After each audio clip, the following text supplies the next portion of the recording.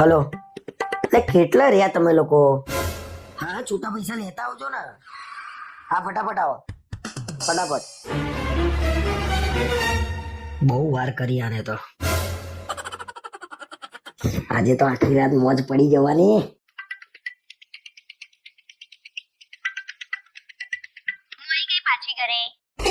મને તો તમારા વગર અડધો દિવસ ના ગમે. મેં તમારા મમ્મીને કીધું હું તો હાલ જ જઉં છું ફટાફટ માર ઘરે.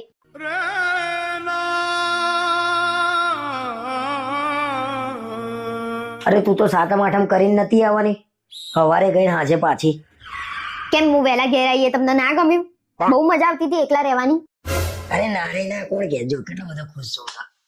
પેલા લોકોને ફોન કરીને ના પાડવી પડશે કે ના આવતા ઘરે ભાઈ રેડ પડી ગઈ છે. શું વિચારમાં પડી ગયા? કઈ નહીં વિચારતો, ઉભી રહીને એક ફોન કરી લેવા દે ખાલી ભાઈ બંને. હાલો, એટલે ભાઈ તને જ ફોન કરતો તો પણ તા ભાભી આવી ગઈ ને તે પાછું રહી ગયું. મેં લાય હવે કરું. ના ના, સાતમ આઠમ કરીને જ આવવાના હતા એ, આજે વહેલા આવી ગયા.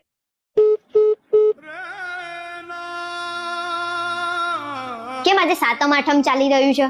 કઈક પ્લાન તો નતો ને પત્તા બત્તા રમવાનો? પ્લાન ની તો પથારી ફરી ગઈ. શું બોલ્યા? અરે એ તો મારા ફ્રેન્ડ નો ફોન આવ્યો ને હમણાં, એ કહેતો તો કે મારી પથારી ફરી ગઈ. એના ફ્રેન્ડ ના ઘેર પત્તા રમવા જવાના હતા તો એના ફ્રેન્ડ ની વાઈફ આવી ગઈ ઘેર.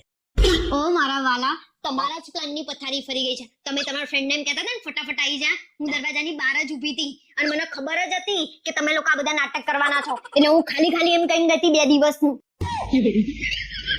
આ તો સારું થયું કે પ્લાન ની પથારી ફરી. જો રમતા હોત અને આવી જાત તો જિંદગીની.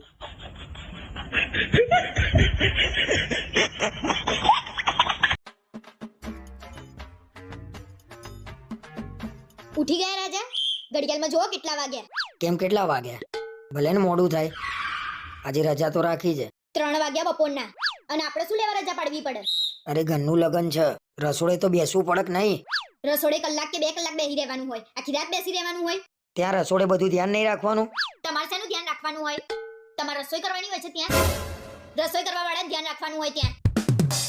તને ખબર ના પડે તો શું લેવા વચ્ચે બોલું છું?